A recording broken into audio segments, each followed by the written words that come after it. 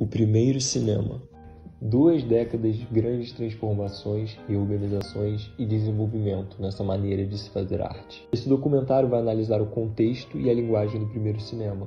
Vamos ver também como a hegemonia estadunidense se formou na sétima arte. O primeiro cinema não tinha um código próprio, e se misturava com outras formas de entretenimento, e ele pode ser dividido em 2 fases. O cinema de atrações e o período de transição.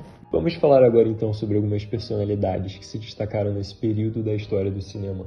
Thomas Edison fundou a Edison Manufacturing Company em 1889 e poucos anos depois liderou a invenção de um aparelho que projetava imagens em movimento, o kinetoscópio. Ele era uma espécie de cinema individual que, quando uma moeda era inserida, projetava em um visor imagens em looping, a uma velocidade de 46 quadros por segundo. Os filmes produzidos para o kinetoscópio se baseavam em curtas filmagens de bailarinas, atletas, acrobatas ou até mesmo do cotidiano dos trabalhadores do estúdio. Suas produções eram caracterizadas pela forma estática e seu caráter exibicionista. Eles eram gravados no Edison Studios, o primeiro estúdio de cinema do mundo.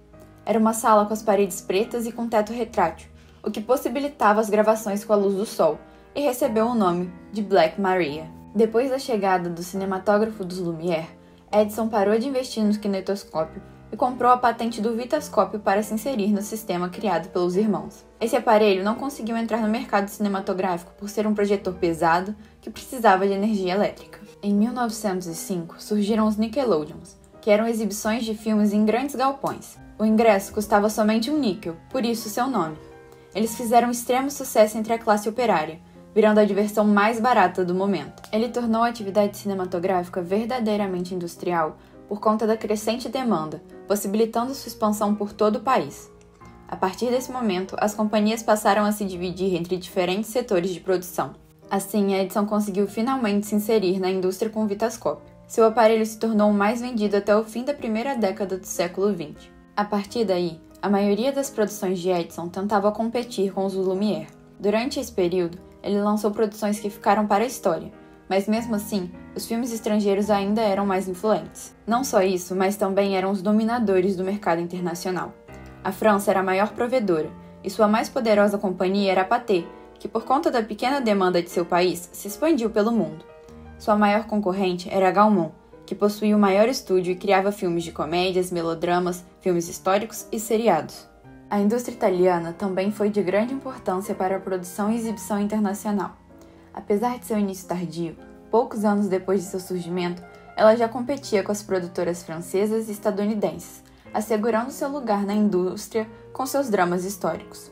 As companhias Cine, Itala e Ambrosio marcaram seus lugares no mundo cinematográfico. Assim como a Itália, a Dinamarca teve participação significativa no período de transição, com sua produtora Nordisk, criada em 1906. Ela fez grande sucesso devido ao seu alto padrão de atuação e produção nos melodramas de histórias de suspense.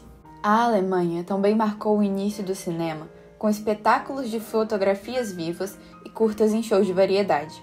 O primeiro longa-metragem alemão foi feito em 1913. Com a chegada das guerras mundiais, o cinema alemão ganhou muita relevância por toda a Europa. Em 1909, com o objetivo de retomar o controle do mercado doméstico, as companhias de Edison e Biograph lideraram a criação da Motion Picture Patent Company, a MPPC.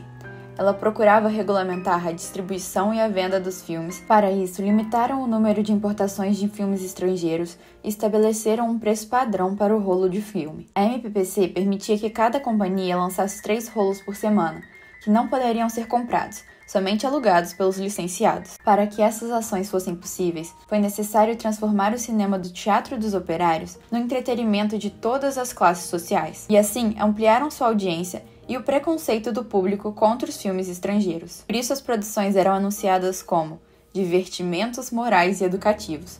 Em 1915, a MPPC foi acusada de monopólio pelo Tribunal Federal dos Estados Unidos, mas foi dissolvida do caso. O rompimento da MPPC nesse momento já era inevitável, por conta da Primeira Guerra Mundial. Seu fim deixou Thomas Edison com graves problemas financeiros. Ele teve de vender seus estúdios em 1918.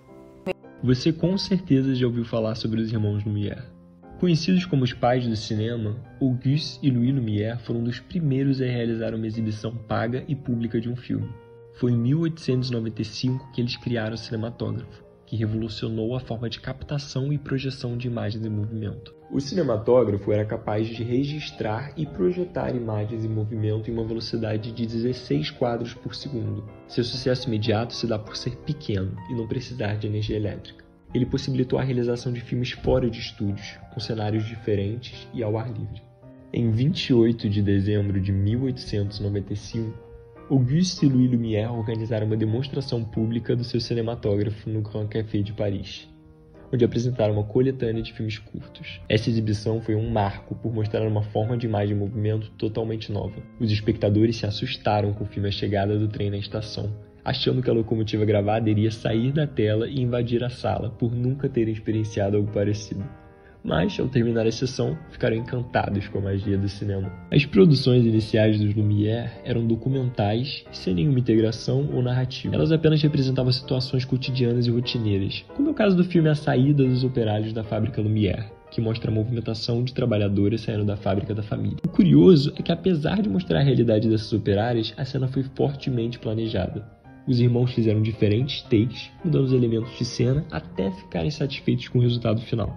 Os Lumière montaram uma forma de marketing para vender seus produtos que consistia em mandar seus projetores e filmes acompanhados por um operador. Suas produções eram exibidas principalmente entre os intervalos de apresentações nos vaudevilles dos Estados Unidos e nos cafés da Europa, ambos lugares onde se podia comer, beber, encontrar amigos e assistir a diversas atrações. As produções da época não queriam contar histórias, mas sim rapidamente atrair o público com filmes de terras distantes ou de truques, todos em um plano contínuo e estático. Essa forma de comercialização dos filmes se expandiu, e o cinematógrafo dos Lumière, junto com seus filmes e operadores, foram enviados para diversos lugares no mundo. Assim, os irmãos traziam para as telas imagens locais para onde muitos não eram capazes de viajar, sendo os primeiros a utilizar filmes para aproximação do mundo.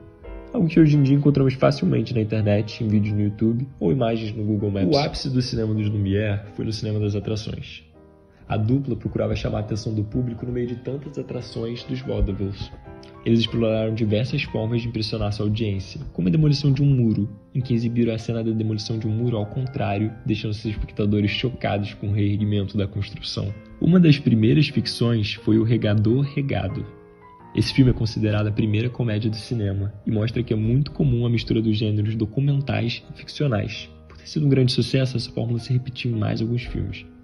Em 1902, a produtora Pathé comprou as patentes dos irmãos Lumière, fazendo alterações na câmera para começar a produzir seus próprios filmes no estúdio. Auguste e Louis, a partir de então, pararam de projetar seus filmes, e em 1905 voltaram a trabalhar, mas apenas em seu próprio laboratório. Georges Méliès ficou encantado com a primeira aparição do cinematógrafo dos irmãos Lumière e percebeu o potencial mágico do aparelho. Após a sessão, ele tentou comprar seu material, mas Auguste Lumière não quis vender, porque acreditava que aquela invenção não tinha futuro. Felizmente, Méliès encontrou uma versão semelhante em Londres. Cidades destruídas, explosões, alienígenas. Estamos mais do que acostumados a ver praticamente qualquer coisa nas telas de cinema. As primeiras animações eram muito simples, mas projetavam a possibilidade de representar a fantasia. Muitos dos primeiros cineastas eram mágicos que acabaram usando seus poderes ilusionistas como aliados.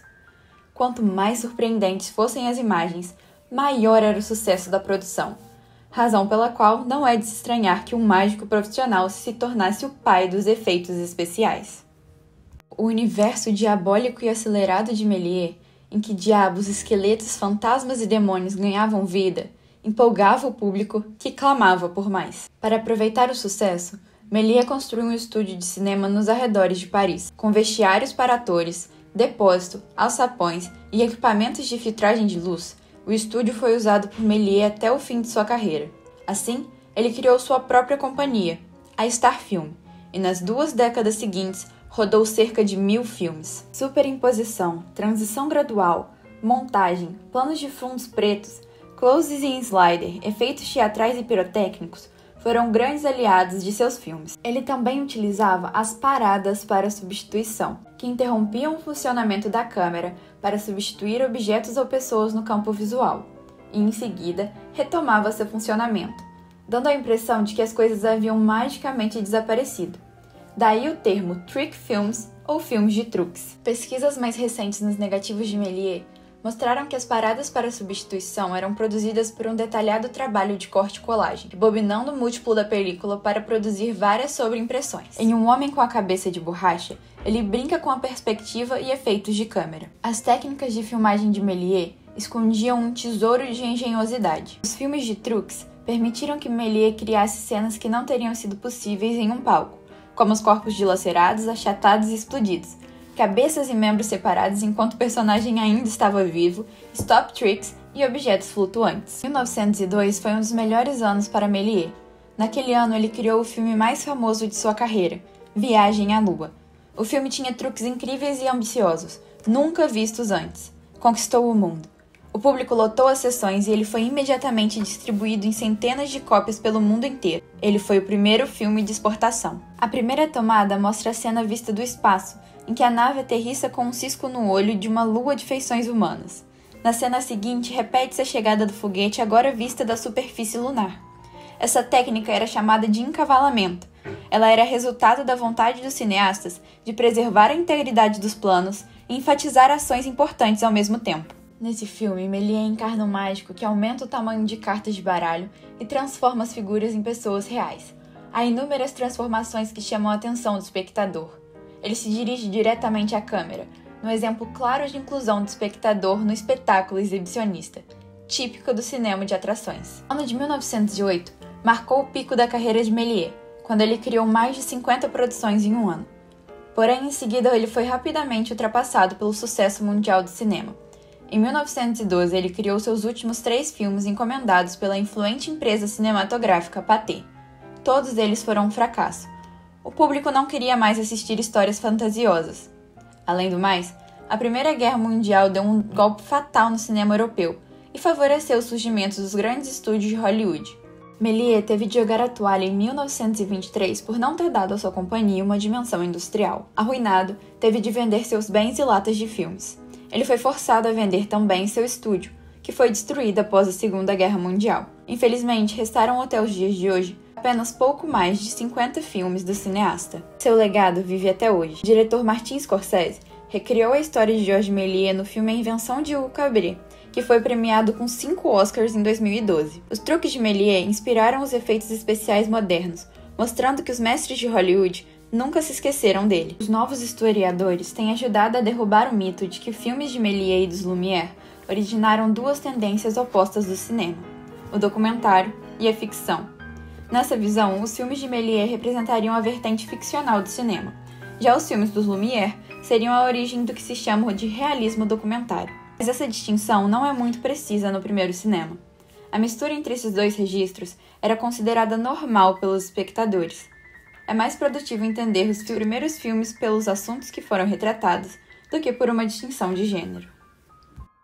Mais uma personagem importante presente na sessão dos Irmãos Lumière foi Alice Guy Blanchet. Entre todos os espectadores, uns perdidos na magia do cinema, outros pensando no potencial monetário da nova invenção, a jovem secretária se perguntava: por que não usar filmes para contar histórias? Começou sua jornada em 1894, trabalhando como datilógrafa em uma empresa de fotografia, onde conheceu Léon Gaumont, que um ano mais tarde fundou a Gaumont, hoje conhecida como a mais antiga companhia de cinema do mundo. Ela perguntou a seu chefe se poderia usar os equipamentos da empresa para rodar umas cenas. Ele concordou. E assim nasceu, em 1896, A Fada dos Repolhos, o primeiro filme narrativo de ficção. Observa-se nessa cena o enorme cuidado que a diretora teve com a criação do cenário e figurino, algo que ainda não se via nas produções do período. Depois dessa primeira experiência, Alice Guy dirigiu, produziu ou supervisionou quase 600 filmes mudos, além de 150 outros em um sistema onde foi pioneira, os filmes com som. Esse sistema só era possível devido ao cronofone, um aparelho que sincronizava o cinematógrafo a um disco de fonógrafo. Durante esse período que trabalhou na Gaumont, Alice Guy era provavelmente a única diretora mulher no mundo. A primeira fase de seus filmes é caracterizada pelo experimentalismo, a manipulação de imagens e tentativas sonoras. Nesse período temos muitos filmes poéticos também, como é o caso de Bathing in a Stream. Muitas vezes, seus experimentos com narrativas coreografadas queriam passar um efeito cômico. Seu talento para o desenvolvimento de personagens bem ilustradas e relacionáveis fica claro nessa cena. Alice também fez filmes experimentais. Avenue de l'Opéra é um exemplo disso, onde fez uma inversão do filme e assim todos se movimentaram de trás para frente. No final de 1905, Ela viajou pela Espanha, filmando em teatros e ao ar livre, para registrar elementos da cultura local. Assim, ela se mostrou mais uma vez à frente dos demais cineastas, que ainda não enxergavam o cinema como uma ferramenta de aproximação entre pessoas. Depois de sua volta, a cineasta passa a fazer filmes de maior duração e com narrativas ainda mais bem desenvolvidas, que faziam grande sucesso. Como a história de uma garotinha, que sozinha em um parque, acaba ajudando a polícia a prender um ladrão. Recém-casados, Alice Guy e Herbert Blanchet fundaram a companhia Solax, em Nova York, o maior estúdio de cinema antes de Hollywood. Alice foi a primeira mulher à frente de uma companhia de cinema nos Estados Unidos. Em As Consequências do Feminismo, onde a inversão dos papéis de gênero de seus personagens, e em Um Tolo e Seu Dinheiro, com um elenco inteiramente composto por atores negros, é possível perceber o caráter visionário de Alice Blanchet. Ela já enxergava o potencial de crítica e transformação social latente do cinema. Em 1922, recém-separada de seu marido, Alice Guy é obrigada a leiloar seu estúdio devido à falência e retorna à França, onde passa a lecionar cinema e a escrever revistas e novelas a partir de roteiros fílmicos. Ela nunca mais dirigiu ou produziu outro filme. Alice Guy Blanchet, com toda a sua sensibilidade ao abordar temas muito à frente da realidade da época, se mostrou uma grande pioneira de seu tempo. Ainda hoje, mulheres lutam por seu espaço no universo cinematográfico. Em 2018, foi lançado Be Natural, The Untold Story of Alice Guy Blanchet, documentário de Pamela Green que busca resgatar um pouco da história e o devido reconhecimento dessa pioneira do primeiro cinema. A história dela não é conhecida por muitos, mas é essencial para compreendermos o cinema de hoje. Edwin Porter teve seu primeiro contato com o mundo do cinema em 1896, quando trabalhou como promotor e distribuidor de filmes e aparelhos de Edison. Depois, para filmar e projetar imagens de locais distantes, ele viajou pela América do Sul e pela Ásia. Ele retornou para Nova York para trabalhar no Eden Museum, que era o principal exibidor das produções de Edison. Lá, ele, com grande liberdade criativa, montava as programações das exibições, decidindo quais músicas e narrações acompanhariam cada filme. Ele, pouco tempo depois, ocupou a posição de chefe de produção. Porter se tornou um dos cineastas mais influentes dos Estados Unidos por saber como agradar o público. Porter se inspirou nas obras de diversos cineastas. Ele seguiu em alguns filmes, por exemplo, os caminhos já traçados por Georges Méliès, mas ao invés de utilizar cortes abruptos entre cenas, como nas versões originais dos filmes, ele criou a técnica de dissolução, em que a imagem faz uma transição para outra devagar, ajudando espectadores a entender ações complexas. Em seu filme The Great Train Robbery, Porter pegou a fórmula do filme western americano, já familiar ao público, e a transformou em uma experiência visual completamente nova, como a quebra da quarta parede. O filme foi muito inovador no uso de cross-cutting na edição, mostrando ações simultâneas em locais diferentes e abrindo caminho para o potencial narrativo dos efeitos especiais. Até então, nenhum outro filme tinha apresentado uma variedade de cenas com fluidez tão grande. The Great Train Robbery foi extremamente popular, estabelecendo firmemente o cinema como entretenimento comercial nos Estados Unidos e criando a fórmula de sucesso tão usada pela indústria cinematográfica americana. Já nesse filme, Porter fez o uso de iluminação lateral, close-ups e mudança de planos dentro de uma mesma cena, sendo um dos primeiros cineastas a quebrar a ideia de fazer somente um plano para cada cena. Ele ajudou a desenvolver o conceito moderno de edição de continuidade e é muitas vezes creditado com a descoberta de que a unidade básica da estrutura do filme é o plano e não a cena. Em 1912, ele aceitou uma oferta de Adolph Zukor para se tornar diretor-chefe da Famous Players Film Company, a primeira empresa americana a produzir regularmente filmes de longa-metragem. Apesar de suas práticas de direção se tornarem obsoletas devido às rápidas mudanças na indústria cinematográfica, suas habilidades técnicas alcançaram seu ápice com o 3D. Seu último filme estreou em 1915. Ele foi a primeira produção que apresentou o anágrafo com a sobreposição de duas imagens a fim de produzir um efeito de profundidade. A partir de 1917, Porter atuou como presidente da Precision Machine Company, que fabricava projetores. Porter continua sendo uma figura enigmática na história do cinema. Embora sua importância como diretor seja inegável, ele raramente repetiu uma inovação depois de usá-la com sucesso. Nunca desenvolveu um estilo de direção consistente, e nos anos posteriores, nunca protestou quando outros redescobriram suas próprias técnicas e afirmaram como se fossem suas. David Griffith é considerado por muitos como o pai da linguagem cinematográfica. Foi como ator e argumentista que Griffith chegou ao cinema. Em 1907, ele foi contratado pelo diretor Edwin Porter para trabalhar em sua companhia de cinema e um ano depois dirigiu seu primeiro filme, As Aventuras de Dolly. Nos primeiros anos, o cineasta comandou mais de 400 filmes na companhia Biograph. A indústria da época buscava alcançar o grande público, trazendo o cinema para perto de um modelo narrativo de tradições burguesas de representação. Griffith começou produzindo curtas-metragens de aproximadamente 15 minutos, e em 1914 dirigiu o primeiro longa-metragem americano, o filme O Nascimento de uma Nação, que com 3 horas de duração foi um dos seus maiores sucessos. O cineasta foi o primeiro a compreender como as novas técnicas de filmagem poderiam ser usadas para desenvolver uma linguagem expressiva para o cinema. Como no curta The Musketeers of Pig Alley, em que a iluminação e o posicionamento das câmeras aumentam a tensão e o clima da obra. Griffith teve um papel fundamental no período de transição. Ele desenvolveu e aprimorou novas técnicas de filmagem. Esse período foi marcado pela introdução de filmes que contavam histórias, mostrando motivações psicológicas dos personagens. Os filmes passaram a buscar a integração do cinema à cultura dominante e a tentar tornar visível a ação narrativa para o espectador. Para que essa mudança pudesse ser realizada, a criação da montagem alternada foi crucial, mostrando a linearidade e a simultaneidade de duas ações diferentes.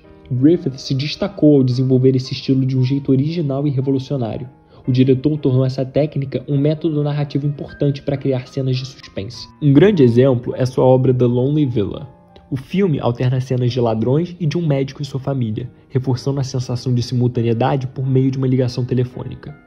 Os aproximadamente 50 planos evidenciam trocas rápidas de situações para gerar suspense. Ele utilizava a montagem paralela, alternando situações que acontecem no mesmo espaço de tempo. Também usou a montagem em contiguidade, com transição entre espaços próximos por meio do movimento do personagem ou do acompanhamento do seu olhar. Além disso, ele trouxe várias inovações para o cinema, entre elas a ideia de alternância entre o close-up e o plano longo, rejeitando a noção da época de só filmar no plano padrão. Ele demonstrava a importância das relações de proximidade e distância da câmera em relação ao objeto filmado, destacando as expressões dos atores e o conteúdo emocional da cena. Griffith também criou a técnica do mascaramento, na qual parte da tela é escurecida para dar foco a algum ponto específico. 2 de seus filmes são considerados marcos na história do cinema: O Nascimento de uma Nação e Intolerância. As 2 obras tratam de momentos históricos e situações de realidade. O Nascimento de uma Nação aborda a Guerra Civil Americana e Intolerância acusa a injustiça e o despotismo através de 4 episódios retratados no filme, desde a queda da Babilônia até um drama operário da época. Nesse filme, o diretor abriu novas possibilidades para a mídia, criando uma forma que deve mais à música do que à narrativa tradicional. Griffith, nesses longa-metragens, mostrou a importância da mobilidade das câmeras para a filmagem, como o movimento panorâmico e o traveling. Na história do cinema, grandes cineastas como Charles Chaplin, John Ford e Orson Welles demonstraram seu respeito e admiração por Griffith, considerando-o como o professor de todos nós. Charlie Chaplin foi um diretor, ator, produtor e dançarino que marcou o cinema mudo, sendo mundialmente famoso por suas comédias e mímicas do gênero pastelão. Vindo da Inglaterra, teve seu ápice de sucesso em Hollywood, atravessando décadas e estilos, deixando por onde passava seu toque único, que transformava a grandiosidade do teatro em algo próprio do cinema. Com seus muitos talentos nas artes, foi extremamente importante para a criação da linguagem cinematográfica da época. Durante uma turnê de teatro nos Estados Unidos, em 1910, ele foi convidado para atuar no seu primeiro filme, Making a Living, e assim deu início à sua carreira no cinema. Chaplin trabalhou unicamente como ator por pouco tempo, antes de dar início às suas produções como diretor. Chaplin dirigiu e atuou mais de 40 curtas entre 1914 e 1916. Entre eles está O Vagabundo, em que interpretou o personagem que marcou sua carreira, Carlitos. Nos dias de hoje, a influência de Chaplin ainda pode ser vista. Ele foi o primeiro cineasta a aparecer na capa da revista Times, e tem uma estrela na calçada da fama que ainda é visitada por muitos. Muitos que, em suas aulas de história, assistiram e assistem filmes como O Grande Ditador e Tempos Modernos, mostrando quão atuais suas críticas ainda são, mesmo décadas depois. Foi o cinema norte-americano que transformou a arte em indústria, tendo se tornado a força dominante nesse sentido desde o século XX. O quartel-general da indústria cinematográfica americana tem sido a região de Hollywood. Seus grandes estúdios são responsáveis por alguns dos maiores sucessos comerciais do cinema mundial. O cinema hollywoodiano teve e ainda tem enorme influência na indústria cinematográfica do mundo inteiro. Ele também é considerado o berço de diversos gêneros, como os filmes de ação, os musicais, comédias, dramas, filmes de terror, ficção científica e épicos de guerra. Além disso, a indústria é pioneira em inovações tecnológicas relacionadas à produção e pós-produção, apostando alto em efeitos especiais e todo tipo de atrativo visual para encantar o público. A história da indústria cinematográfica nos Estados Unidos se iniciou na costa leste do país. As cidades que se situavam às margens do rio Hudson tinham muitas terras disponíveis e o custo de produção era mais barato do que em Nova York. Para não serem processados ou terem suas câmeras apreendidas por Edison, muitos cineastas acabaram se deslocando para a costa oeste do país, onde poderiam burlar mais facilmente as leis referentes à patente da MPPC. Além disso, o clima ameno e ensolarado da região era ideal para as filmagens externas durante o ano inteiro. As paisagens planas e montanhosas, com uma grande variedade de cenários, também contribuíram para impulsionar a produção cinematográfica local. Em 1920, Hollywood era a quinta maior indústria cinematográfica dos Estados Unidos. Nos anos 1930, os estúdios hollywoodianos passaram a integrar os processos de produção, distribuição e exibição, o que finalmente transformou Los Angeles na capital do cinema norte-americano. No fim dessas 2 décadas, o cinema havia conseguido alcançar sua respeitabilidade. Mais tarde, as narrativas se expandiram, se organizando para essa nova duração e codificando as experimentações do período de transição, se preparando para a nova fase, a consolidação da hegemonia de Hollywood. O legado de Hollywood se espalhou pelo mundo. Esse cinema está presente de maneira massiva no repertório e na memória afetiva de boa parte dos cinéfilos. É quase impossível encontrar uma pessoa que não possa citar o nome de um filme ou ator norte-americano. Os Estados Unidos possuem o maior mercado interno de espectadores de filmes do mundo, mas o que favorece seu sucesso é o apelo universal de seus produtos. Há uma preferência por fantasiar a realidade, com foco no individualismo e na manipulação das emoções. Esse padrão de referência acaba gerando certo desconforto no espectador quando ele se depara com outras estéticas. A linguagem dos filmes norte-americanos sofreu diversas mudanças ao longo do tempo, mas algumas particularidades do primeiro cinema podem ser percebidas até os dias de hoje. Thomas Edison, Auguste Louis Lumière, Georges Méliès, Alice Guy Blanchet, Edwin Porter, David Griffith e Charlie Chaplin são fenômenos na história do cinema. Eles precisam ser lembrados como construtores dessa linguagem que amamos até hoje. Cada um percebeu a linguagem cinematográfica de forma diferente, mas todos como um meio de alcançar pessoas e transmitir mensagens. Esperamos que tenham gostado de conhecer um pouco mais sobre os pioneiros do cinema e sobre como a potência hollywoodiana se formou.